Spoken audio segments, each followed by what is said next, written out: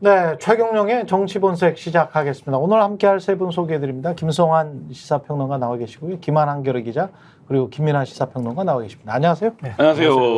예, 이것도 굉장히 중요한 뉴스인데 JTBC 단독 보도인데도 불구하고 이거를 제대로 봤는데도 없는 것 같고 예, 이게 이종호 씨가 이제 전 블랙펄 인베스먼트 대표고요.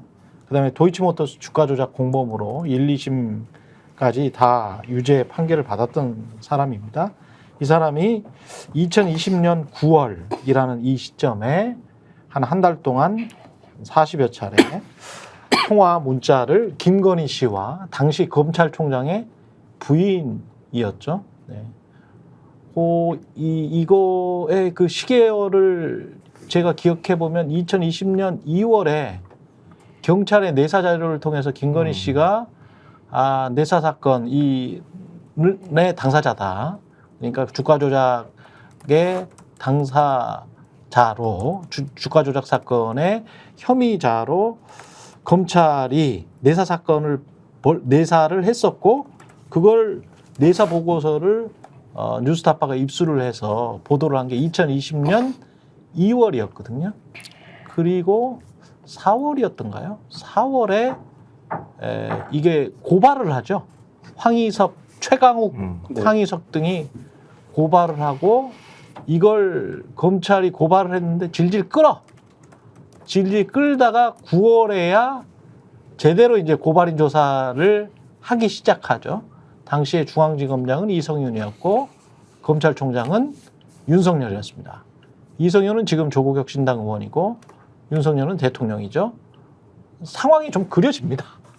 예, 요렇게 시계열 배열만 했어도.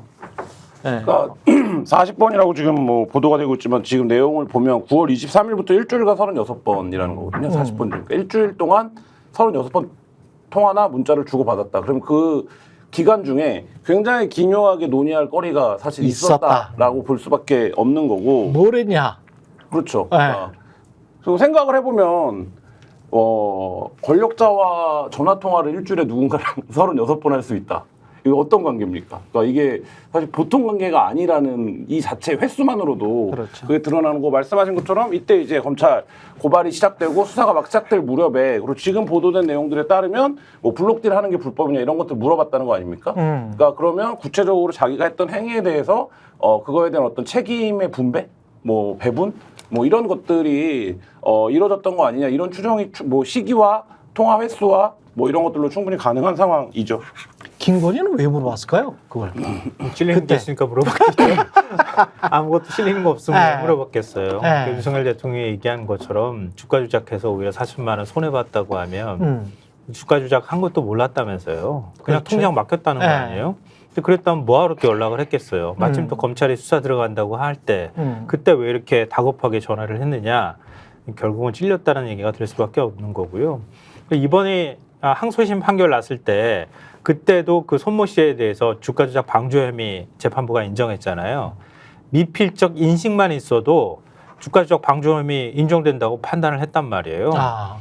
그러니까 자기는 이게 주가 조작인지 아닌지 그 정도만 어느 정도 인식만 하고 있었다 하더라도 아니 의심만 할 수 있을 정도의 상황만 됐다 하더라도 그건 주가 조작 방조 혐의 인정됐다고 할 수 있거든요. 근데 이번 같은 경우에는 검찰에 수사 들어간다고 하니까 이게 뭐지? 겁이 나가지고 그랬는지 어쨌는지 자기가 주가 조작 주가 조작 다네? 뭐 직간접적으로 관여가 됐다는 사실 때문에 아마 이렇게 연락을 했다고 하면 이건 뭐 어떻게 봐도 주가 조작 방조 혐의에서는 벗어나기 어렵다. 오히려 주가 조작범에 가깝다. 이렇게 보는 게 맞겠죠. 그러니까 이 기사를 보면 JTBC 기사를 보면은 어제도 말씀드렸습니다마는 그러니까 전화를 한 이유가 있을 거 아닙니까? 지금 쭉 말씀해 주신 대로 전화를 해서 그 당시에 했던 일들에 대해서 어떻게 이 정의해야 할 것인지 어떻게 규정해야 할 것인지 그리고 어떻게 대응해 나갈 것인지 이런 것들을 얘기한 것으로 추정이 돼요. 이 기사를 보면 김건희 여사가 뭘 물어봤다는 거냐에 대해서 지금 이종호 씨가 뭐라고 지금 진술을 한 것이냐에 대해서는 토러스 증권 계좌와 블록딜을 반복적으로 언급을 했고 블록딜에 대해서 불법이냐고 물었다라는 취지로 진술했다. 이렇게 돼 있지 않습니까? 이 JTBC 보도에 의하면. 그렇죠. 네. 그런데 법원 이 토로스 증권 계좌는 법원이 주가 조작에 사용됐다고 인정한 김건희 여사의 계좌예요. 예. 그렇죠? 그리고 원래 블록딜은 주식시세에 영향을 주지 않기 위해서 장외에서 매수자, 매도자가 거래하는 걸 말하지만 이 거래가 법원이 공소시효가 남아있다고 인정한 2차 주가 조작 시기에 있었는데 재판부는 시세 조정과 무관한 정상적인 블록딜로 보기 어렵다라고 판단한 거래입니다. 예. 근데 이거는 재판부가 이렇게 판단을 이미 한 건데 예. 이 훨씬 이전에 김건희 여사가 즉 이 불법의 소지가 있는 대목의 거래에 대해서 이종호 씨에게 전화를 해가지고는 이것이 불법이었냐 등의 얘기를 물어봤다고 지금 이종호 씨는 진술을 한 것이잖아요. 다시 말씀드리면 즉 예. 이러한 행위를 같이 어떤 종류의 공감대를 가지고 했다. 이 거래를 이 거래가 어떤 성격인지를 이 어떤 공감대를 가지고 했다라는 걸 뒷받침할 수 있는 그러한 정황이기 때문에 그래서 최소한 방조 혐의가 성립할 수 있다라는 뒷받침을 할 수 있는 얘기가 되고 더 나아가서는 공범일 수도 있다라는 얘기가 될 수도 있는 얘기거든요. 이거는. 예. 그래서 상당히 중요한 얘기가 지금 나오고 있는 거다. 다시 한번 말씀드립니다. 네, 김민하 평론가 얘기한 거에 대해서 조금 이어서 얘기하면요. 예. 이종우가 검찰 진술조서에 이렇게 썼다는 거예요. 김건희 여사가 자신의 토로스 증권 계좌 내역을 뽑아달라고 해 직접 해야 한다고 말해줬다. 이렇게 얘기하는 거예요. 근데 김건희 여사가 그 블랙펄 인베스트먼트 사무실에서 김건희 엑셀 파일 나왔다는 거잖아요. 예. 근데 자신의 토로스 증권 계좌 내역을 뽑아달라고 왜 이종호한테 연락했냐는 거예요. 그러니까. 아니, 다른 증권사에 얘기하면 되지. 예. 왜 이종호한테 얘기했냐고요. 그러니까. 그거는 거기서 했다는 거지, 같이. 거기서 그거 한 거는 지금 거의 사실로 저는 판단을 하고 있습니다. 아니 이 말을 보면 그 말이잖아요. 그리고 왜 거기다가 달라고 해, 자료를. 그럼 공인인증서까지 맡겼을 가능성이 높아요. 이 법원이나 이쪽에서 이렇게 쭉 나오는 걸 보면 김건희 씨는 전화 주문도 하고 그쪽에서 이제 1차 주가 조작 때는 주로 전화 주문을 많이 하잖아요. 그래서 이땡땡 씨, 이종호 씨가 아닙니다. 이땡땡 씨가 1차 조작에 1차 주가 조작의 골드만삭스 출신이라는 이 사람이 주포인데 그때는 주로 전화 주문을 많이 하고 이때는 HTS 주문을 많이 합니다. 2차 주가 조작 때는.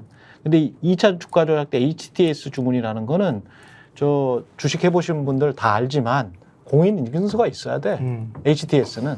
그러면 HTS로 홈 트레이딩 시스템을 이용해서 계속 반복적으로 뭔가를 해야 된다라고 하면 공인인증서까지 다 맡겼겠지. 주가 조작을 해서 이거를 시세를 띄우고 거기에 차익을 나한테 준다고 했으니 제 추정입니다. 예, 제 추정입니다. 그렇게 한다고 했으니 나는 공인인증서까지 맡길 수 있었겠지. 그런데 이제 사건이 불거졌어. 사건이 불거지니까 제일 먼저 누가 물어봤겠어요? 남편이 물어보지 않겠어요? 예? 검찰총장이 남편이 뭐냐? 어? 물어봤겠지. 근데 남편한테 우리가 운전을 배우려고 해도 서로 간에 싸움이 나는데 이게 제대로 대화가 됐겠습니까? 예? 그래서 저는 당시에 윤석열 검찰총장이 혹시 부하들까지 동원한 거 아닌가? 근데 그 부하들까지 동원한 거 아닌가? 요 시기랑 맞춰서 한번 잘 생각을 해보십시오. 그 시기 관련해서 기사를 제가 찾아보다가 어떤 일이 벌어지냐면요. 그러니까 2020년 9월 16일 날 중앙지검에서 이 사건을 원래 형사 1부가 들고 있었습니다. 그렇지. 김건희 씨 사건을.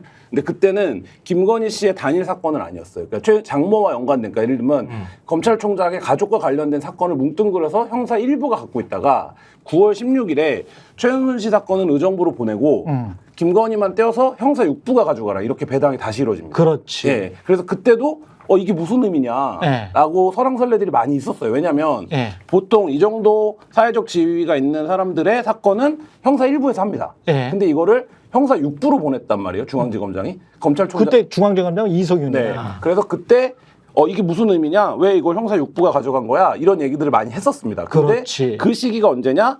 그게 알려진 게 9월 16일이에요. 그러면 9월 23일에 이들은 통화를 시작을 그렇죠. 그래서 이렇게 생각해 볼 수 있죠. 그러니까 그 전까지 형사 1부에서 사건이 그 어머니 사건과 묶여 있을 때는 네. 뭔가 이 사건이 뭔가 뭐 어떤 과정이던 과정에서의 보고 체계가 있었는데 혹은 수사가 제대로 되지 않았거나 근데 이게 물론 이때도 형사 6부로 갔다고 수사가 막 활기를 띠진 않았죠 당연히. 근데 이게 형사 6부로 이관된 과정 자체에 대해서 그리고 그 이후의 상황들 벌어질 수 있으니까 그리고 자기 사건이 최은수 씨 사건과 묶이지 않고 이제 단독 사건이 되어버린 이 상황 이거에 대해서 김건희 씨가 상당한 경계심을 가졌을 수 있다 시기적으로 보면 그런 추정도 가능하다 이런 생각도 듭니다. 근데 이거 아까 네. 그 말씀도 잠깐 드리려고 했는데요. 그러니까 다시 거슬러 올라가면은 그러니까 4월 달에 그 말씀하셨잖아요. 예. 2020년 초부터 예. 이게 논란이 됐고 주가 조작 혐의 포착을 했는데도 불구하고 내사 중단을 시켜버렸다는 거 아니에요? 그렇죠. 그거부터 폭로가 되기 시작했던 거거든요. 뉴스타파에서 폭로가 근데 됐습니다. 그때는 사실 주가 조작이 뭐 어느 지금처럼 이렇게 혐의가 짙은지 아닌지를 판단하기 굉장히 어려운 상황이었단 그랬죠. 말이에요. 그럴 때 제일 많이 나왔던 게 검사 윤석열이 힘을 뭔가 압력을 가했던 거 아니에요? 그 부분입니다. 말이에요. 그 부분입니다. 그 부분. 그때 제일 그 얘기가 많이 나왔고 지금 이제 의정부로 보냈다고 하는 거 장모 최은순의 사무장 병원이었단 말이에요. 그렇죠. 유한급여 22억 원을 사무장 내세워서 요양병원 만들고 난 다음에 그 돈 사실 착복한 거라는 얘기가 있었단 말이에요. 그건 나중에 결국 유죄 판결이 나왔어요. 그렇지. 근데 장모는 사실 쏙 빠져나갔어. 왜냐하면 그 기억하실지 모르겠지만 이사들 사이에서 장모는 책임이 없어요라고 써줬다는 이유로 빠져나갔단 말이에요. 그것도 검사 윤석열 때문에 제대로 기소하고 제대로 사법 처리 못했다고 하는 여론이 당시에 있었다고요. 그렇지. 그걸 찢어가지고 의정부로 다시 보내가지고 수사를 시킨 거야. 그거. 네. 그래가지고 장모를 기소했죠. 다시 한참 후에. 한참 후에 이제 했지만 제가 그때 재판에 한 2번 갔던 기억이 납니다. 그래서 그건 그쪽으로 보내고 장모는 다시 수사하게 해서 했고 왜냐하면 그 혐의를 벗어야 되는 상황이었기 때문에 네. 이거는 경찰에서 내사 중단했던 건데 다시 수사를 시작해야 되는 상황이니까 그렇지. 검찰총장이었다 하더라도 뜨끔했겠지. 집권 여당이나 법무부 장관이 막 밀어붙이는 상황이었으니까. 예. 그러니까 이거 심상치 않다. 다시 들여다봐야 되겠다. 부인한테 다시 확인했을 가능성이 있는 거죠. 그 사정으로. 근데 그때 프레임과 지금이 다른 게 저는 이렇게 보이는 거죠. 그때는 검찰총장 탄압 프레임이었거든. 검찰총장 탄압 프레임이 있어. 근데 지금 보니까 검찰총장이 눌렀나? 사건을? 그렇게도 보여요. 또는 검사 윤석열이 눌렀나? 지금 말씀하신 것처럼 경찰 내사가 중단된 것도 석연치 않아. 그렇죠. 내사 보고서에는 전형적인 주가 조작 사건이라고 맞아요. 했거든. 음. 전형적인 주가 조작 사건이라고 했는데 내사 중단시킨단 말이야. 누가 중단시켰는지 모르겠어요. 그리고 형사 일부로 갔어. 근데 지금 시청자 여러분 생각해 보십시오. 이런 관련된 사건들이 고위공무원과 관련 있잖아요. 그 우리가 많이 들은 부서가 있어. 다 반부패야. 구범정. 그렇죠. 다 범정이야. 다 반부패로 가. 근데 왜 지난 정권 사람들은 다 반부패로 가는데 형사 일부로 갔다가 지금 말씀하신 것처럼 9월 16일 날에 4개월 5개월 만에 형사 6부로 가요. 네. 결국은 11월 말인가 돼가지고 반부패 2부로인가 가죠. 다시 넘어가죠. 다시 넘어간단 말이야. 그러니까 이거를 막고 있는 상황이지 않았나. 요렇게 볼 수도 있어요. 반부패는 소위 말하는 특수부지 네, 않습니까? 그렇죠. 특수부 라인이 이제 특수부 라인이라는 게 또 있고 형사부 라인이라는 건 사실 뭐 그렇게 뭐 없잖아요. 우리가 냉정하게 얘기해서 특수부 라인이 있는 것이지. 그때 당시에 1부하고 6부는 달라요. 또 의미가 달라.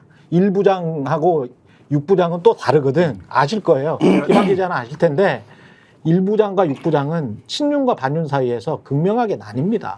근데 제가 예. 말씀드리는 건 검사들의 분류법에 대해서 말씀드리는 거예요. 예. 그러니까 어떤 검사가 친윤, 반윤 이렇게 줄을 설 수도 있지만 소위 말하는 특수부라고 하는 라인이 또 있는 거잖아요. 그래서 부리기 좋은 이제 뭐 부린다고 하면 좀 뭐하지만 특수부 라인으로 이제 통하는 검사들이 있는 것이고, 그렇죠. 그 다음에 공적 라인에서 어느 부서에 배당하면 거기는 내 사람이니까 거기다 배당하면 돼 이런 게 있는 것이고, 그렇지. 그래서 특수부를 활용해서 예를 들면은 2번 정권 같은 경우에는 특수부 라인을 활용해서 전 정권 수사를 한다든가, 그렇죠?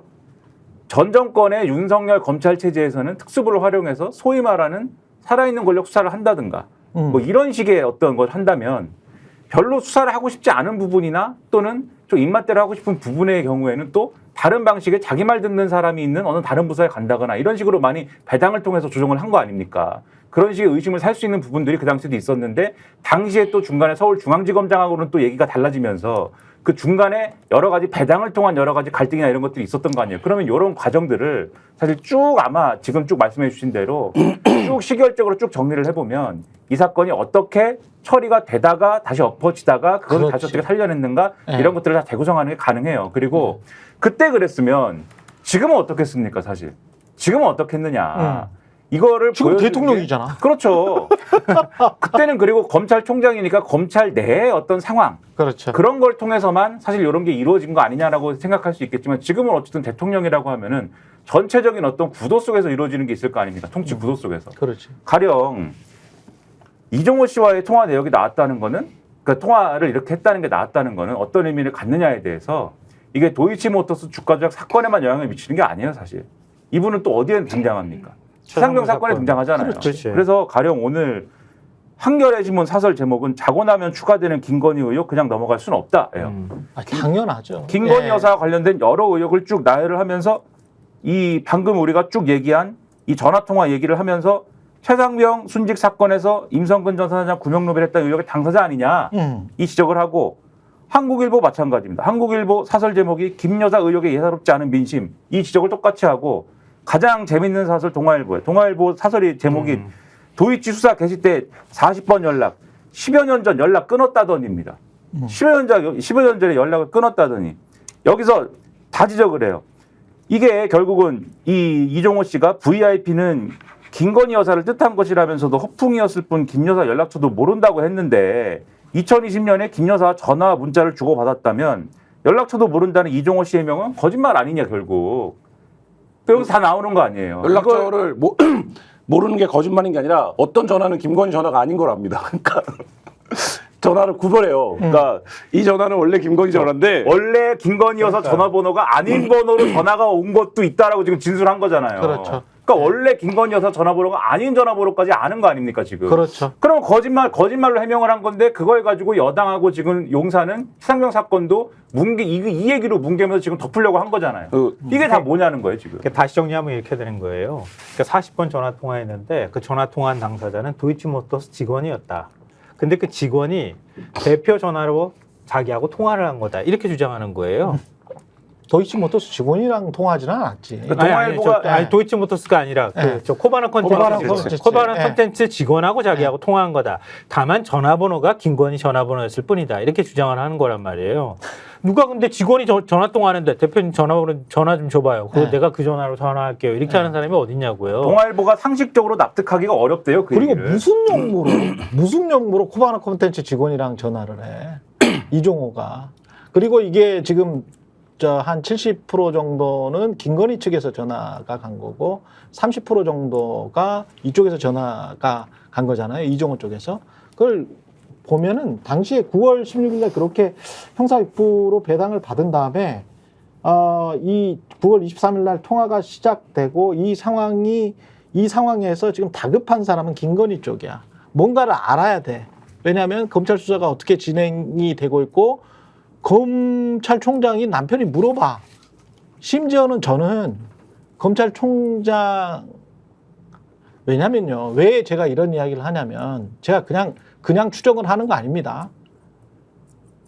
실제로 윤석열 후보는 관훈클럽에서 내가 그거 가져와 봐라고 해서 봤는데 이런 말을 합니다. 가져와 봐라고 해서 봤는데 2021년 6월 29일에 이 사람이 대선 후보 나가겠다 정치하겠다라고 선언을 하죠. 그 전까지 검찰총장이었어요. 그 2021년 6월 29일 이후에 봤습니까 그걸? 아니잖아. 그 전에 보고 총장이었을 때 봤을 거 아니에요. 자, 총장이었을 때 봤는데 자기 와이프 사건이야. 자기 와이프 사건을 검찰총장이 뭐 한 거 봐봐. 이거 자체가 문제라고 저는 보이거든요. 근데 그때 당시에는 다 관훈클럽 토론이나 결백을 주장을 하면서 그런 식으로 이야기를 하는 거예요. 야, 이거를 가지고 와서 보라고 했다면, 에? 그러면 부하들한테 지시는 안 했겠나? 알아보라고? 에? 알아보라고 지시했으면 부하들은 뭘 알아봐? 내사가 중단이 됐는데. 어떻게 알아봐? 그때는 김건희한테 물어볼 수밖에 없지. 그러니까 김건희한테 물어보니까 점잖게 질의서를 통해서 김건희한테 물어보면 김건희가 압니까? 주가 조작의 주포의 당사자가 아닌데? 그러니까 주포 당사자한테 물어봐야지. 그래서 내역 뽑아달라. 그렇지. 그러면서 통화를 하면서 야, 이거 자기도 모르니까. 그러면서 40차례 그래서 이쪽에서 많이 전화를 그렇게 추정할 수밖에 없는 거예요. 지금 상황은. 그때 뭐냐? 네. 윤석열 변호사와 그가 소속된 로펌이었던 겁니다. 그렇지.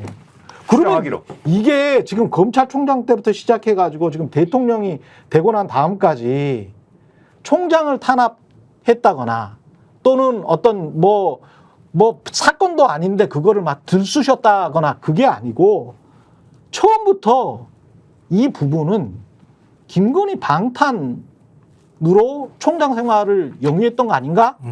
그리고 그 이후에 대선 후보가 되고 이렇게 한 것에 이거는 뭐 윤석열 대통령과 김건희 씨의 양심에 관련된 거라서 제가 뭐라고 말씀드리긴 뭐합니다만은 한번 물어보세요 스스로에게.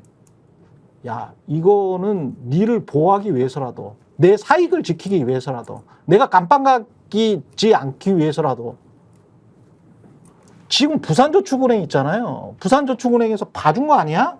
라는 게 나왔었잖아요. 보도가. 그거 가지고 명예훼손으로 지금 다 고발한 거 아니에요?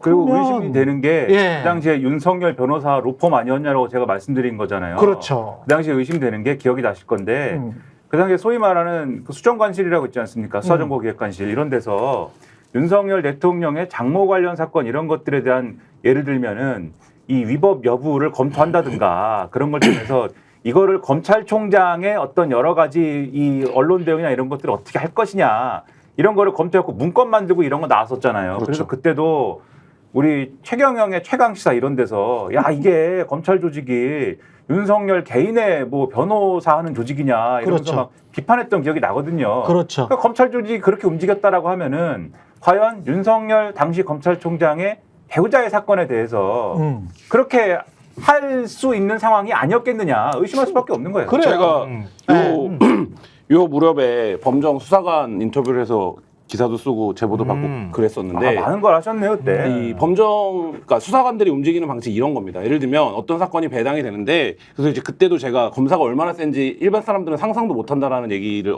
방송에서 많이 했었는데, 이 검사가 경찰에 직접 전화를 거는 게 아니에요. 수사관이 전화를 겁니다. 아, 그 어떤 사건 갖고 계시죠? 그거 저희도 관심이 있습니다라고 얘기를 하고, 그게 예를 들어서 예를 드는 겁니다. 그게 우리 검사 가족 사건입니다. 근데 저희가 그거를 검토를 했는데 그게 블록들만 아니면 그거를 보기는 어렵지 않나요? 라는 정도 얘기를 하는 겁니다. 그렇지.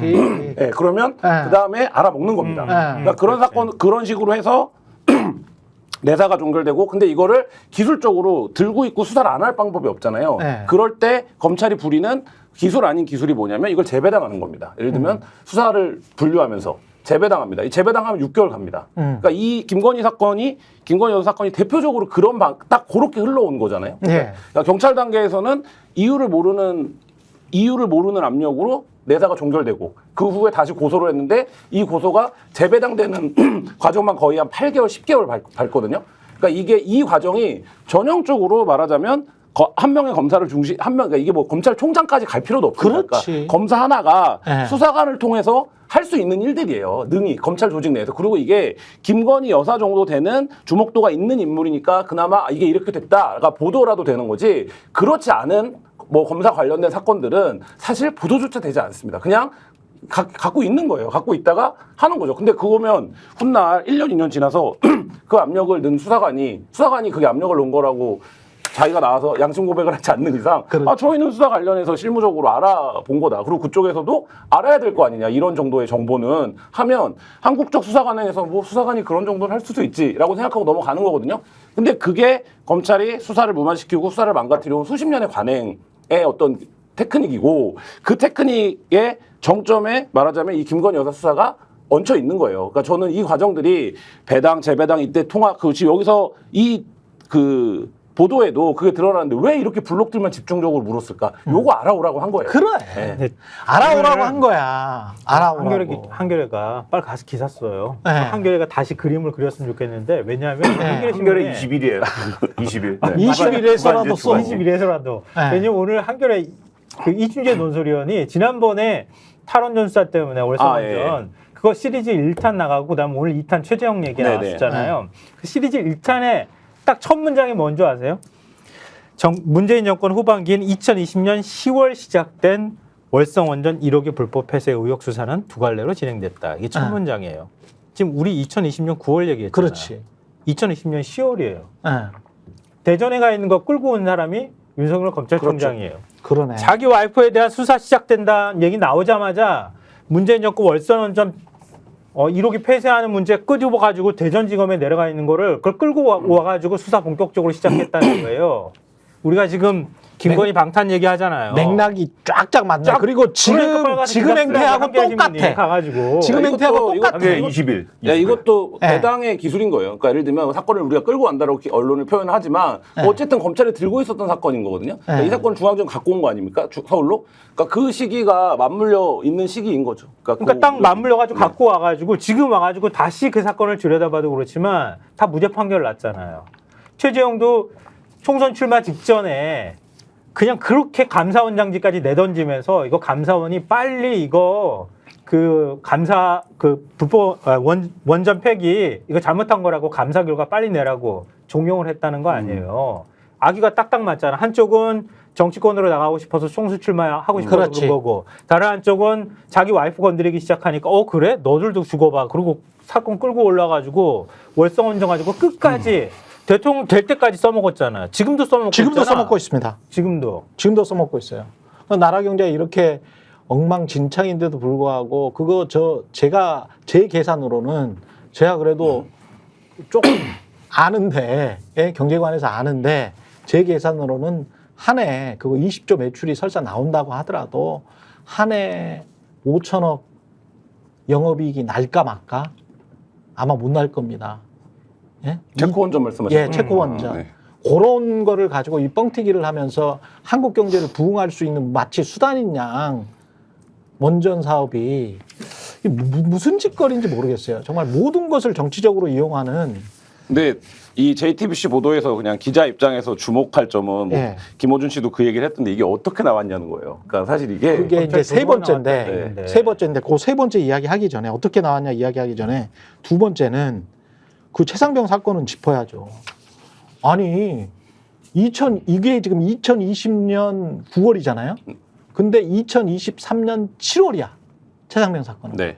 그럼 7월에 내가 VIP한테 이야기할게라고 했잖아. 그러면 이야기 안 했나? 이 사람들이 지금 몰랐나? 이게 지금 말씀하신 것처럼 우리가 지금 공유하고 있는 것처럼 이종호라는 사람 거짓말했네. 거짓말쟁이네. 그럼 여러 가지 전화번호를 알고 있었고 그러면 그때 그렇게 상당히 돈독하게 친해질 계기가 있었다면 2020년에 그렇다면 무슨 청탁을 못했겠어? 그리고 그때 20년에 일방적으로 전화를 상당히 많이 하는 사람은 김건희 쪽인데 그러면 내가 범죄자 혐의를 받고 있지만 그렇지만 김건희가 오히려 나보다 아래구나. 내가 위에서 봐줘야 되는 상황이구나. 이렇게 느꼈을 거 아니에요. 이게 뭐 일종의 관계 역전이 발생을 하는 거라고 봐야 되는데 그렇지. 2020년에 검찰총장 부인과 일주일에 36차례 전화 통화를 주고받을 수 있을 정도로 긴밀한 관계였습니다. 이유는 뭡니까? 김건희 씨의 돈 자금을 갖고 주가 조작을 한 거 아닙니까? 그 주가 조작에 이용한 거 아닙니까? 어쨌든. 그런데 이렇게 되면 어떻게 됩니까? 내가 지금 관리하고 있는 돈이 누구 돈인 줄 알아? 이게 그렇지. 검찰총장 부인 돈이야. 라가 됩니다. 이게 엄청난 거죠. 그러니까 엄청난 거죠. 주식시장에서는. 자, 그랬을 때는 김건희 씨가 부리는 사람이죠. 그러니까 이 사람도 김건희 씨를 어떻게 못하죠. 근데 이 사건이 알려지게 됩니다. 알려지게 되고 재판에 들어가게 됩니다. 재판에 들어가면 관계가 어떻게 되는 겁니까? 지금 김건희 씨 운명은 뭐에 달려있는 겁니까? 이종호 씨 입에 달려있는 거거든요. 그러니까 그 관계로 후에 전환이 된 거예요. 후에 전환이 된 거고 앞에 있는 사실을 우리가 전제한다라고 하면 이종호 씨가 재판에서 뭐라고 말하느냐가 결국엔 김건희 씨의 운명을 결정할 수밖에 없는 구조 속에서 지금 몇 년이 온 거예요. 거기서 방어가 어느 정도 된 거죠. 이종호 씨가 크게 얘기를 안 했으니까. 근데 이종호 씨가 앞서 말했던 것처럼 내가 검찰총장 부인의 돈을 관리하다가 지금 그 부인은 그렇죠. 대통령의 부인이 됐으면 당연히 이종호 씨 입장에서는 여기에 여러 사람들이 이제 몰려들게 되겠죠. 그 과정에서 말씀하신 것처럼 뭐 별의별 얘기 다 하는 거 아닙니까? 경찰 인사 얘기도 하고 그렇죠. 뭐 포스터 만들어주겠다는 얘기도 하고 뭐 하는 거 아닙니까? 내가 VIP한테 직접 전화해서 그거 사표 말렸다 이런 얘기까지 나오는 거 아닙니까? 그러니까 그렇다라고 하면 이종호 씨라는 이름이 처음 등장했을 때 뭐 이종호 뭔데 이렇게 센데? 라고 했는데 결국엔 이 전화통화가 했다라는 내용의 핵심은 이종호 씨와 김건희 씨가 서로 이제 말하자면 뭐 운명 공동체를 넘어서 서로가 한 명이 돌아서면 한 명이 존재할 수 없는 그런 관계 속에서 지금 수년간 진행이 되어 왔다. 이걸 보여주는 거죠. 그리고 여기에서 또 하나 우리가 추정할 수 있는 거는 검찰 정신 차려, 당신들. 자, 이종호는 법원에서 사실상 위증한 거예요. 위증한 거야. 권오수 통해서 뭐 연락했을 뿐 내가 직접 연락하거나 서로 통화한 적 없다고 했거든. 그러면 이 위증죄로 고발해야 돼. 이 사람. 그렇잖아요. 이거는 도이치모터스 사건 때 이종호가 증언을 한 거잖아. 예? 두 번째, 이게 누가 봐도 검찰 기록이잖아요. 통화 내용. 그럼 검찰 이 정신 나간 자들은 2020년 9월에 이 통화 내역이 있는데 이걸 감춰왔다는 이야기잖아. 얼마나 나쁜 인간들입니까?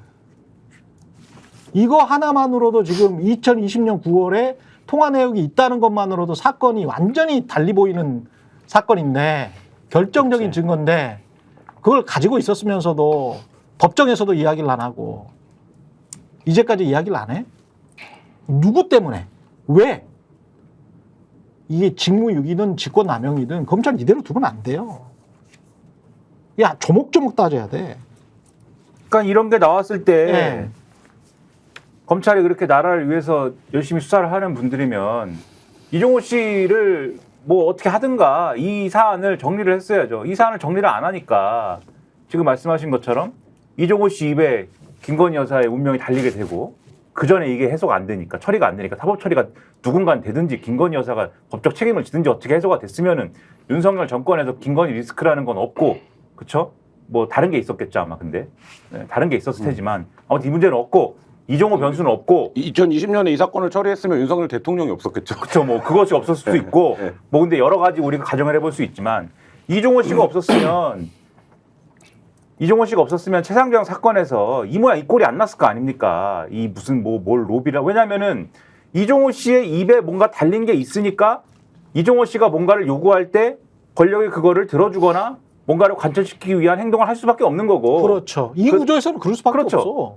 이거를 최상병 사건 한참 얘기할 때도 몇 차례 이제 말씀드렸던 것 같은데 이런 관계가 있을 것이다라는 점을.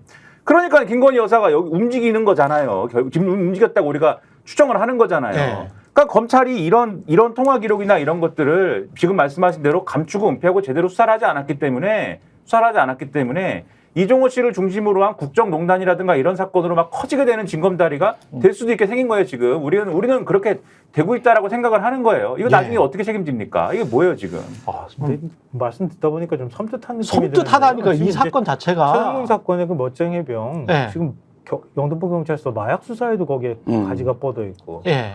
지금 군 인사하는데도 거기 관여가 돼 있고 경찰 인사하고도 관여가 돼 있고 근데 지금 우리가 쭉 얘기하다 보니까 시발이 되는 게 도이치모터스 주가 조작 사건이고 예. 발음 조심하시고요. 워낙 이제 예. 시작. 식자셔가지고 예, 약간 이제 문어체를 많이 예, 쓰십니다. 예. 한자잖아요, 예, 시발이라는. 예, 시작. 시작되는 지점. 예, 시작되는 지점. 예. 근데 거기서부터 시작돼가지고 바지가 막 뻗어서 나오는 게 지금 결국은 우리가 지금 얘기를 어디까지 할지 모르겠지만 공천부터 시작해서 다 뻗어 있는 거잖아요. 그렇죠. 그럼 뭐예요?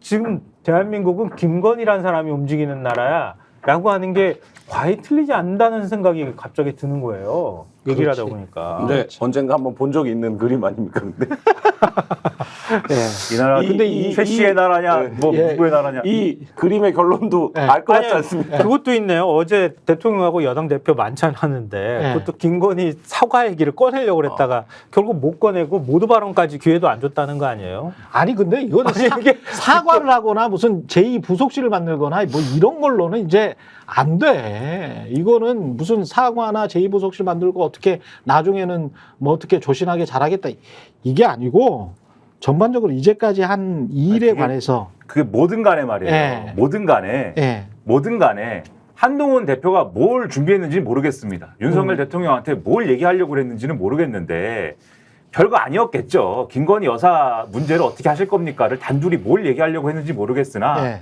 그 별거 아닌 걸 얘기하려는 것조차 한마디도 하지마 분위기였다는 거지 않습니까? 어제 그러니까. 건배사조차도 못하게 아 건배사도 못했대요. 네. 술을 안 아무것도 줬다는 못했어요. 거예요.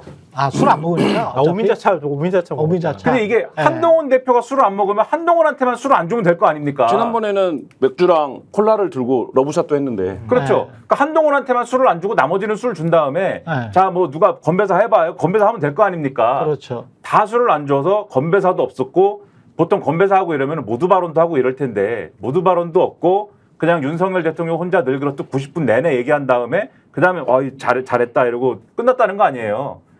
김건희 여사 얘기할까 봐 한마디도 못하게 하는 정권이라는 거는 뭐냐. 그런 태도인데 과연 이 사건을 어떻게 했겠느냐. 그런 태도로 쭉 살아왔는데 이런 생각인 거예요. 우리는 지금. 윤석열의 세계관에서 술이 안 나오면 만찬이 맞습니까? 그 그냥 정도의 밥만- 각오였다. 아 그래서 그 참석자가 그랬다는 거 아니에요? 정말 밥만 먹고 왔다. 아 정말. 식사죠, 정말 식사. 밥만 먹고 왔다. 예. 김건희 김자도 안 나오고 그러니까 민생의 민자도 안 나왔다는 거 아니에요? 윤석열 대통령이 3인 이상이 모였는데 나는 술을 안 먹어야겠다라는 각오를 한 그러한 모임이었다. 이거 엄청난 각오를 한 모임이었다는 거죠. 너의 말은 맹수령이네. 한마디도 듣지 않겠다. 그러니까요. 아니 근데 최소한 그렇게 만찬 자리고 여당 지도부가 오고 그다음에 수석급들까지 다 온 자리였잖아요. 그러면은 최소한 여당 대표한테는 한 말씀만 하시죠. 발언 기회를 줘야 될 거 아니에요. 모두 발언뿐만 아니라 아예 발언 순서 자체가 없었다는데?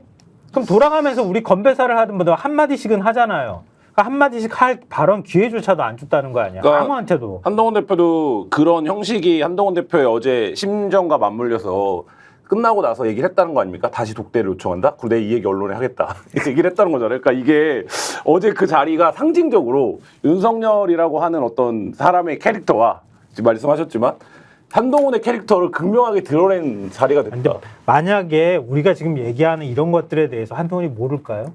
다 알겠죠. 알죠. 다 알겠죠. 사실은 알지. 왜 그 당시에 모르겠어요. 그 당시 로펌의 거의 이제 수석 변호사 중에 하나였을 텐데요. 그렇지. 대표 변호사지. 그렇죠. 그러니까 그걸 알고 지금 빨리 끊지 않으면 안 됩니다라는 말이라도 하고 싶었던 거 아니에요. 사실 굳이 얘기하자면 사과든 뭐든 설명이라도 조금이라도 해서 빨리 이거 불을 꺼줘야지 됩니다. 이거 지금 이대로는 못 덮고 넘어가는 분위기입니다. 민심도 그렇지 않습니다. 최소한 그 얘기를 해주고 싶었을 거예요. 진짜 윤석열 정권을 위해서라면. 근데 그 2년 발언 반, 기회도 안 2년 반 준 동안 건데? 더 많이 저질러 놨거든. 그리고 어디에서 터질지 모르거든. 그거는 그리고 한동훈도 알고 있거든. 알고 있죠. 공천 개입과 관련해서 당시에 한동훈이 비대위원장이었는데 모르겠어요. 다 알죠. 예? 근데 이제 제가 아까 뭐 한동훈 측의 주장은 예.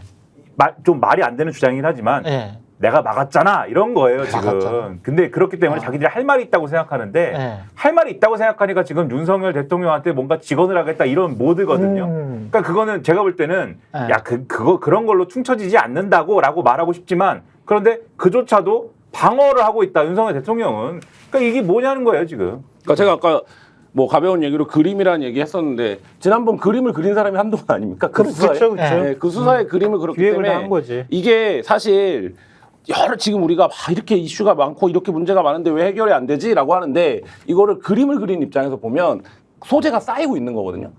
치고 들어가기 시작하면 사실 와르르 무너지고 지금 수사 기록이 나오고 있어요. 검찰의 가장 핵심적인 진술 기록과 통화 기록이 나오고 있다고요. 이게 어떤 의미인지 검찰에만 몸담았던 한동훈 대표가 모르겠습니까? 이거 지금 그런 상황에서 이 그림이 시작달락 말락하고 있는 상황인 거예요. 그러니까 한동훈 대표가 윤석열 대표에게 대단한 충심을 가져서라거나 이런 게 아니라 본인의 정치적 미래를 위해서라도 이 부분에 대해서 뭔가의 결단이 지금 필요한 시점으로 오고 있다는 걸 본인이 제일 잘 알고 있는데 윤석열 반대로 다른 측면에서 얘기하면 윤석열 대통령이라고 모를까요? 윤석열 대통령이 어쨌든 한 1년 전에는 한동훈 대표가 형이라고 불렀던 사람 아닙니까? 그러면 근데 윤석열 대통령은 그 얘기를 지금 듣고 싶지 않은 거죠. 이거는 전형적인 제가 보기에는 어떤 둘 사이의 감정이 아니라 이 상황 자체를 윤석열 대통령이 회피하고 있다. 더군다나 한동훈 대표는 내노라는 또 화가 아닙니까? 화가 중에서도 잘 거의 그려? 피카소급 화가 아닙니까? 네. 검찰 내에서는. 추상화야? 그러니까 만약에 조선 제일부 조선 제일부. 네. 야, 그 조선 제일부인데 이거 딱 보면은 야, 이거 그림 만약에 내가 붓을 잡고 그리면 내가 그림 그리면은 이거는 잘 그릴 수 있겠네. 이거는 거의 내 인생 최대의 작품이 된다. 이거 감이 올 거 아닙니까? 그럼 그 얘기를 사실 그리면 할 수 있겠지만 그리지 않은 입장에서는 해줘야겠는데 지금 말씀하신 대로 이렇게 하고 있는 거죠. 안 듣는다 나는. 이게 뭐예요 이게 지금? 그림붓을 잡았는 줄 알았더니 필봉을 잡고 언론 역할을 할 것 같아서 겁이 나가지고 대화를 못 한다는 거 아니에요? 아니 윤석열 대통령이 지난번에 기자간담회 할 때 그 얘기한 거 아닙니까? 최상병 특검 관련해서 수사가 끝났는데 미진하다고 느끼면 나라도 특검을 요청하겠다. 그렇지. 그 논리 김건희 특검도 마찬가지가 되는 거 아닙니까? 예를 들면 김건희에 대한 수사 처분이 완료가 돼요. 근데 막 국민들이 미진하대. 그러면 그 논리로 따지면 특검을 요청해야 되는 상황이 되는 거 그렇지. 아닙니까? 네. 한동훈 대표 손들지 않을까? 제가 한번 해보겠습니다. 근데 그때 논리가 그것도 잘 봐야 돼요. 윤석열 대통령도 명색이 구수를 하긴 했지만 어쨌든 법조인 아닙니까? 그때 두 개의 논리가 달랐어요. 최상병 사건은 이게 미진하면은 내가 그 특검을 요청하겠다였고 김건희 여사 사건은 문재인 정권이 탈탈 털어서 할 필요가 없다 수사를. 그렇죠. 할 필요가 없는 것이기 때문에 어떤 경우에도 그러니까 더 방어도가 지금 높은 거예요. 어떤 경우에도 안 하겠다. 이 의지가 분명해 보여서 한동훈 대표가 손을 들기 전에 이 손들 기회를 주지 않겠죠. 왜 이제야 나왔는가? 이제 나온 것에 어디로부터 나온 건가? 이제 이 이야기로 들어갈 텐데 잠시 광고 보고 30초 후에 돌아오겠습니다. 아니 왜 아직도 3년간 같은 통신사 인터넷 계속 쓰고 계세요? 인터넷 가입 시 48만 원 교신 변경 시 추가 혜택이 주어집니다. 인터넷 비교원 통해 인터넷 가입하고 지인에게 홍보해주세요. 지금 네이버에 인터넷 비교원 검색 후 3초만에 감동 행복 비교해보세요. 네, 인터넷 가입 혜택 비교하느라 시간 낭비하고 계시는 분들, 3년마다 가입만 해도 현금 사은품 주는 인터넷 비교원입니다. 인터넷과 휴대폰 그리고 가전제품 렌탈을 비교원을 통해 가입할 때 최대 48만 원, 알뜰폰 또는 휴대폰을 통신사만 변경해도 최대 30만 원, 정수기 렌탈 때 최대 30만 원, 총 최대 108만 원까지 현금 혜택 받을 수 있고요. 현금 사은품 원치 않으면 삼성 55인치 TV로 선택 가능합니다. 인터넷 신규 가입 후 소개한 친구가 또 가입한다. 그러면 신세계 상품권 4만 원을 무제한으로 드리는 이벤트 진행 중이고요. 그리고 가입할 때 스픽스 유튜브 보고 왔다고 말씀하시면 고함량 비타민 B가 들어있는 웰세이브의 비타민 B 제품을 또 따로 드리고 있습니다. 지금 바로 1670-2571 또는 네이버에서 인터넷 비교원을 검색 후 문의해 주시기 바랍니다. 이게 끝날 것 같으니까 검찰 쪽에서 흘린 걸까요? 근데 검찰 쪽에서 흘렸다 아니다 이걸 네. 단정할 수는 없지만 이 자료가 검찰이 갖고 있을 수밖에 없는 자료. 그래 누가 봐도. 예, 진술 조서랑 네. 통화 기록에 구체적 횟수가 들어있는 거잖아요. 그렇지. 그러니까 이거는 전형적으로 그냥 기자들이 하는 말로 한 페이지만 읽어줬다 이런 그렇지. 거 아니면 사실 그렇지. 나오기가 아니, 어렵죠. 이거 네. 한 페이지 읽어준 수준이 아니에요. 굉장히 많이 네, 줬어. 어쨌든 이 그런 김건희라는 이름이 몇 번 언급되는지까지도 나와. 이럴 정도면 한 페이지 그냥 슬쩍 찍어가지고 이미지 파일로 보내준 정도 수준이 아니에요. 이거는 거의 통으로 주다시피 한 거야. 아니면 검사랑 기자랑 만났는데 검사가 화장실 잠깐 갔다 온 거죠. 이렇게 놓고 아유 배 아파 이러고. 그렇지. 락을 안 걸어놨네. 그래서 보란 이야기인가? 이걸 왜 두고 갔지? 내 앞에 이렇게 갖다 놨지 왜? 이게 뭐지? 근데- 이렇게 근데 이거는 박정철 고문치사 때도 결국은 검사였잖아요. 방만 검사였나? 그때 이름. 그거는 그걸 담당한 검사 쪽에 담당한 나간 검사였지. 거지만 네. 이번 같은 경우에는 직접 담당한 검사가 이걸 지금 이 자료를 그냥 바로 보여줬다고 보기 어렵단 말이에요. 그렇지. 이전에 그걸 받았거나 최소한 아는 검사로부터 그걸 미리 그 자료를 자기가 갖고 있던가 갖고 있다가 이번에 내줬다고 해도 과언이 아닌 거죠. 근데 지금 검사가 내주지는 않았을 거예요. 그렇죠. 아마. 지금 그럴 수가 수사검사가 내주는 게 아니라 보통 이제 검찰 쪽에서 나오는 자료도 검찰 뭐 아시겠지만 검찰이 기자랑 만나는 스킨십을 하는 검사의 급이 굉장히 높습니다. 그렇죠. 굉장히 높아요. 그러니까 그렇죠. 차장 검사 이상이고 지금은 더 예전보다 더 제한적입니다. 네. 그렇기 때문에 사실 그 정도 레벨에 있는 검사가 수사를 보고받든지 수사를 공유받는 선에 있었던 검사, 그게 과거든 지금이든 어쨌든 네. 이 수사와 관련해서가 다른 생각을 먹었다고 봐야겠죠. 예, 그게 사실 이제 맞는 얘기겠죠. 근데 그 검사가 누군지는 모르지만 네. 어쨌든 이 정권이 기울기 시작했네. 내가 이 정권에서 그렇지. 계속 충성을 해봐야 내가 다 어차피 출세는 다음 정권에서 해야 되는 건데 그렇죠. 라고 하는 정도의 레벨과 위치에 있는 검사가 다른 생각을 먹지 않으면 사실 이 정도의 자료가 나오진 않죠. 지금 그럼 뭐 막 이렇게 생각을 하게 돼요. 지검 차장, 지검장, 그 외에 있는 전직 검찰총장 뭐 이런 라인이다 그러면. 뭐 누군지는 모르겠지만 JTBC가 탁월한 취재 역량을 발휘해서 자료를 확보한 것이지만 그렇죠. 사실 이 자료가 나올 수 있는 소스의 논리로 보면 그런 거겠죠. 검찰밖에 없습니다. 검찰, 그렇죠. 네, 당연히 검찰밖에 검찰, 없어요. 당연히 검찰일 거고 지금이라기보다는 제가 느끼기에는 그런 생각을 하는데요. 그러니까 이게 굉장히 중요한 스모킹건이 될 수 있다고 하는 거를 알았을 거예요. 받았을 때. 그럼요. 근데 이게 절대 바깥으로 안 나가고 안 나가는 걸 계속 유심히 지켜보는 누군가가 있었을 거예요. 예. 그러니까 이미 들고 있었던 거지. 들고 있다가 이번 기회에 넘겨줬다고 봐야 되는 거지. 그러니까 직접 관여돼 있는 사람이든 아니든 간에 이 언젠간 써먹을 수 있을 거야 라면서 가지고 있었다는 얘기가 되는 거예요. 충분히.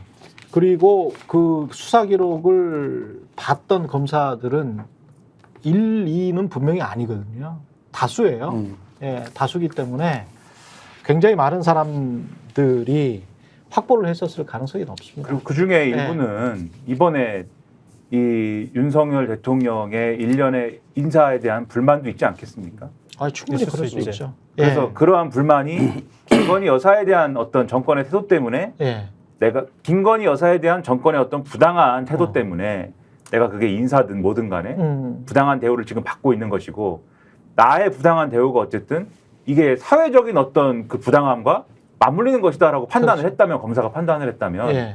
그러면 제가 볼 때는 이거 언론에 넘겼을 수 있다. 예. 그런 맥락이라면 근데 이런 측면이 있습니다. 그러니까 이 레임덕이라는 게 뭐 여러 가지로 규정할 수 있지만 예를 들면 이미 뭐 그림 얘기를 많이 하는데 이미 그려놓은 그림을 받아갖고 이 그림을 살려봐, 이 그림을 죽여봐 이러면 어렵죠. 왜냐하면 이미 그려진 그림이 있는데. 그렇죠. 근데 야 한 페이지 넘겨갖고 새로 그려 이러면 그 그림은 구 윤석열 한동훈 검사만 그릴 수 있는 건 아니라는 거예요. 그렇습니다. 예, 그러니까 그렇기 때문에 지금 이 수사라는 게 그 윤석열 대통령 계속 그 얘기하고 있는 거야. 야 이미 그림이 있잖아. 다 그렸는데 아무것도 없는 거잖아라고 얘기를 하지만 그거는 이미 수사 초기에 그리고 수사 방향을 정해놓은 이후에 계속 거기다 덧칠을 해왔기 때문에 예. 이 건의 어떤 진실이 드러나지 않는 거지. 사실 한 페이지 넘겨서 야 처음부터 다시 보자라고 하면 지금까지 언론에 보도된 내용들만 놓고 보더라도 충분히 지금 이 사건이 위법성이라든지 심각성은 드러낼 수 있는 정도 수준까지는 지금 차올랐다. 그래서 제가 모두에 그런 말씀을 드린 거예요. 이게 검찰총장에 대한 탄압이 아니고 처음부터 김건희 방탄이 아니었나라는 그 그림을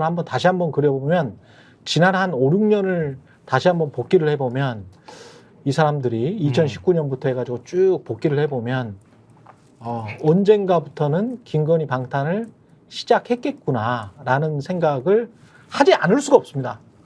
지금 하는 행태를 보면 대통령이 대선하고 있는 행태를 보면 그러니까 더 이 기조를 못 바꾸는 거죠. 그렇죠. 그때 것까지 다 나오니까. 다 털리게 못 다 하는 털린다면 진짜 국가적으로는 굉장히 큰 사건이에요. 아니 그 검찰총장이 자기 배우자를 보호하기 위해서 검찰 조직이 이용된 거잖아요. 네, 그렇죠. 그럼 거의 탄핵 사유뿐만 아니라 그렇죠. 그냥 정권이 넘어갈 만한 상황이라는 거를 알았을 수 있겠다. 예. 알고 있을 것 가능성이 굉장히 높다 이렇게 봐야죠.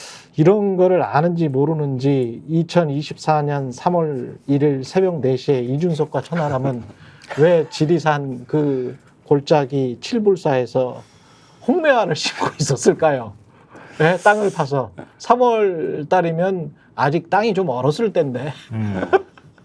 근데 뭐 이준석 등의 해명은 예, 시문에서 심었다. 그러니까 그 절의 스님하고 예. 명 씨가 이미 나무를 준비해 놓고 명 씨가 기념 식수를 좀 해주십시오. 스님이 오셨으니까 뭐 이렇게 얘기를 하여서 기념 식수 뭐 어렵나 나무 심어주자. 이준석 의원 대표 본인이 안 심고 그걸 또 천하람 의원이 심고 있는데 예. 이준석은 뒤에서 코 만지고 있고 이렇게 예, 코 만지고. 코 닦고 있고 예, 코를 파는 건 아니었다라고 봅니다. 예, 예. 예. 코를 이제 코를 이렇게 비비고 있고 네, 그렇죠. 집에 가고 싶었는지 예. 네, 그런 모양새인데 그 잘 이해는 안 돼요. 기념식수라는 건 절에서 그냥 이게 꽃나무인데 예. 아무나 아니겠죠. 국회의원 예. 될 분들이 오셨으니까. 그런데 그렇게 오면은 누구나 식수를 막 시켜주는 건지, 네. 그리고 그렇게 해서 식수를 한다는 게 무슨 의미가 있는 건지, 그리고 또 하자 그러면 또 뭐 모르겠습니다. 정치인이니까는 또 하자 그러면 하는 것일 수도 있는 건데, 네. 이걸 또 사진을 찍어갖고 지금 막 이것 봐라, 뭔가 있다라고 주장하는 명 씨의 의도는 뭔지, 네. 이게 웃긴 거죠. 저희가 볼 때는. 명 씨가 근데 이게 이제 명 씨가 자기가 스스로 공개한 거잖아요. 그렇죠. 그래서 제가 지금도 계속 검색하면서 계속 보고 네. 있는데 네. 무속이나 불교에서 이 홍매라는 거 어떻게 생각하고 있을까? 네. 근데 잘 안 찾아줘요. 혹시 아시는 분들 있으면은 그 댓글창에다가 좀 아니, 남겨주셨으면 댓글에 좋겠는데. 그런 거는 봤어. 과거에 장원급제하면 요 홍매화를 홍매화를 이렇게 꽂아주죠. 두 홍매화를 꽂아주더라고. 그러니까 그런 의미라면 저는- 국회의원 선거를 앞두고 장원급제를 아니, 하는 그 것처럼 국회의원 선거 저- 정도 네. 가지고는 명태균이 이렇게 공개하진 않았을 아, 거예요. 그래요? 저는. 그런 의미보다는 명태균이 사진을 찍어놓고 싶었던 것 같아요. 그러니까 이 자리가 있었다라는 거를 이런 코미디? 개런티 할 수 있는. 그러니까 왜냐하면 그 새벽에 만난 거를 네. 서로 말로 주고받고 헤어지면 사실 나중에 뭔가를 입증하고 하거나 자기의 증거로 활용할 때 자료가 없잖아요. 그럴 수 있겠다. 그러니까 근데 그런 자리에 새벽에 은밀하게 모여서 있는데 우리 뭐 만났는데 셀카 한 장 찍고 시작하죠. 이럴 수는 없는 거잖아요. 그러니까 이런 이벤트를 준비해 놓고 이준석이랑 천안함만 사진을 찍어둔 게 아닌가라는 생각이 듭니다. 그냥 제 그럴 수도 있네. 그 단순히 내가 만났다는 거를 그걸 사람들한테 공개하기 위해서 저 사진을 그러니까 그 자리가 그만큼 명태균 씨한테는 굉장히 중요한 이 사람이 네. 이 사람이 뭐 자칭 뭐 컨설턴트, 자칭 정책 책사인데 네. 저 같은 사람들이 그냥 편하게 얘기하기로 뭐 브로커 뭐 이렇게 통칭 뭐 그런 걸 하시는 분이잖아요. 예. 자꾸 사진을 찍어요. 사진을 남기려고 해요. 그렇긴 합니다. 그러니까 김종인 전 비대위원장하고 같이 찍은 사진도 지금 있는 것이고 그렇죠. 그걸 또 분리해지면 꺼내잖아요. 그런 사진. 예. 이준석 대표하고 찍은 사진도 있어요. 네. 둘이 찍은 사진이 있어요. 그게 어느 시점이냐면 이준석 대표가 전당대회 할 때 국민의힘 전당대회 치를 때 그때 같이 찍은 사진이 있고 그때 같이 찍은 사진을 또 전당대회 끝나고서 막 올리고 이랬단 말이에요. 그렇지. 그러니까 이 사람은 사진을 찍은 거 찍어놓고 사진을 찍은 걸 올리는 방식으로 자기의 이 관계가 있다는 걸 과시하기도 하고 자기가 분리할 때도 이걸 꺼내가지고 또 우린 이런 관계가 있어요를 또 보여주기도 하기 때문에 그렇죠. 지금 올리는 거를 그런 것을 1차적으로는 그런 걸 보여주는 의도가 실려 있는 것도 맞고 근데 이제 의문은 하필이면 왜 근데 나무를 심는 거냐 이거는 좀 의문이긴 한 거죠. 요 의미는 잘 모르겠으나 어쨌든 이런 식으로 계속 사진을 꺼내고 있는 거거든요.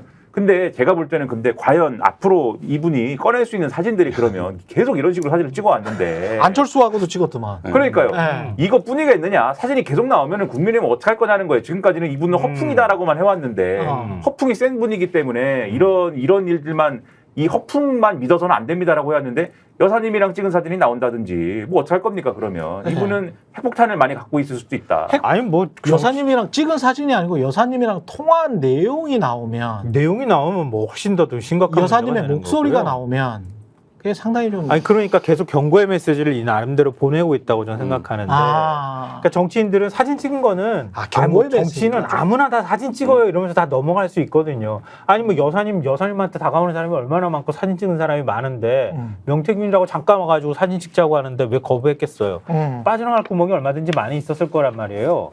근데 7불사 얘기가 나온 게 뭐냐면 명태균이 가가지고 일종의 딜을 치려고 했다는 거잖아요. 그렇죠. 그런 자리에 의미로 얘기한 거란 말이에요.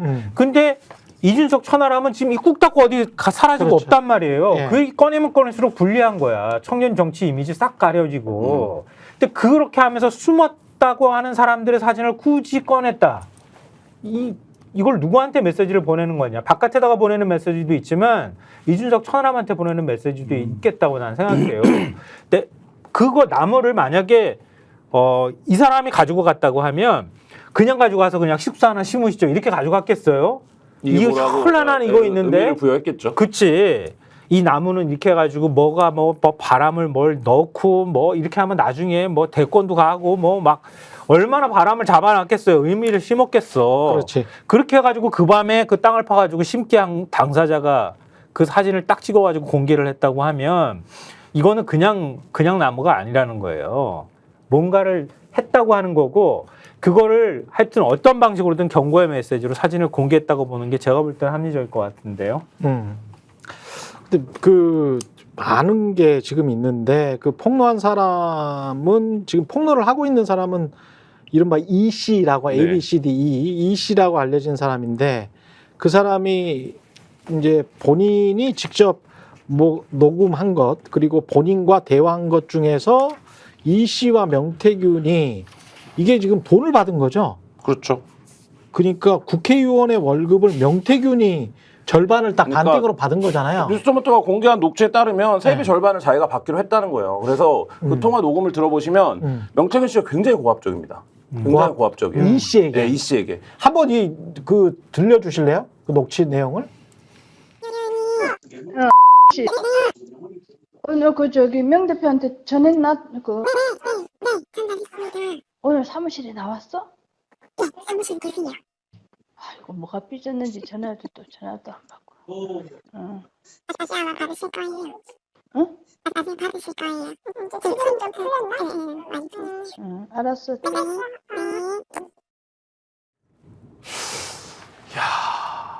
그러니까 이 국회의원도 뭐 삐졌는지 전화를 안 받는 거에 관해서 걱정을 하네. 자기가 돈을 주면서 돈을 아니, 주면서 그러니까 아무리 반띵을 해주면서 네. 아무리 제가 뭐 브로커라고 표현을 했으니까 대단하다. 아무리 자기가 당선이 대단해. 되고 공천을 받고 당선되는데 협력한 공을 세운 브로커라고 해도 예.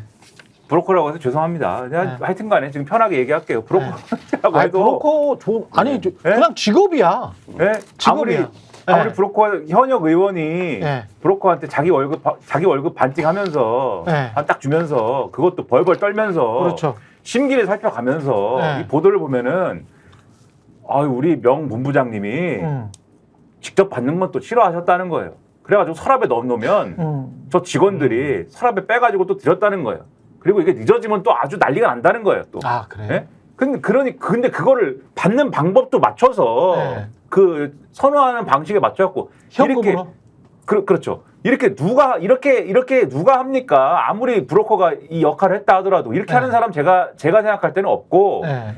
이분 뒤에 뭔가 강력한 뭔가가 있다라고 이 의원이 인식을 해야만 그렇지. 그래야만 가능한 그림이다 이런 느낌이 딱 드는 거죠. 그러니까 보통의 뒤에 여사님이 어쩌면 도저히 불가능한 얘기고요. 네. 이렇게 통화 녹취록 보면은 그렇게 돼 있어요. 920만 원이 세비가 들어왔다고 하니까 단돈 1원이라도 빠지면 안 된다고.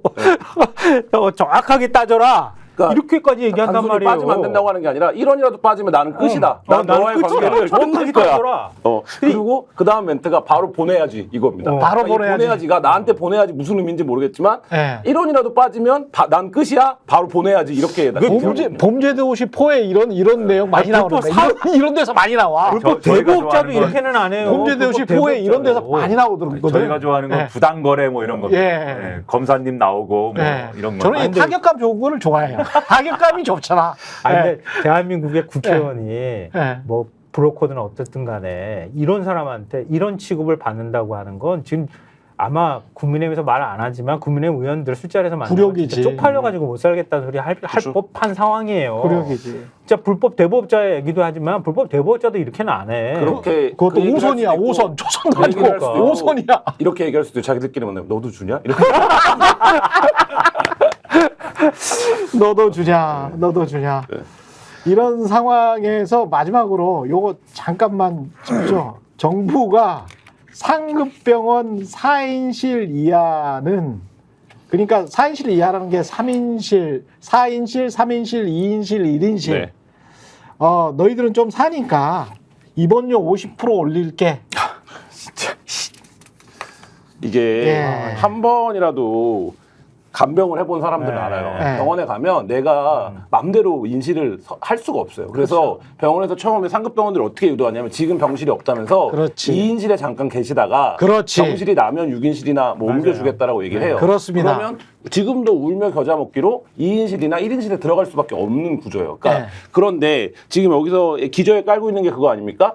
이런 소인실을 이용하는 사람들은 좀 비용을 지불할 수 있는 거 아니야? 네. 라고 하는데 그게 지금 현실과 전혀 맞지 않는다는 거예요. 그러니까 근데 이 의료 대란이 나고 수개월째 끌고 있는 와중에 정부가 대책이라고 이런 걸 내놓는 건 지난번에 용산에 있는 비서관들 다 병원에 내려보냈었다는 거 아닙니까? 의견 청취했다는 거 아닙니까? 예. 여전히도 현장을 전혀 모른다.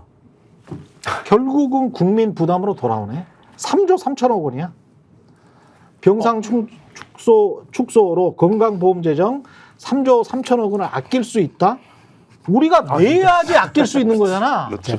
아니, 그러니까 비상진료체계 도입한 이후로 1조 2천억 정도 돈이 들어갔다고 하잖아요. 민주당에서 뭐 계산하기로는 의원이 공개하기로는 4,600억이다 이렇게 얘기하는데 정확한 액수라고 이렇게 딱 확정짓지는 못하지만 네. 어찌됐든 간에 의대 증원 문제 꺼내고 그 갈등 관리 제대로 못하면서 이렇게 큰 사회적 비용을 치르고 있잖아요.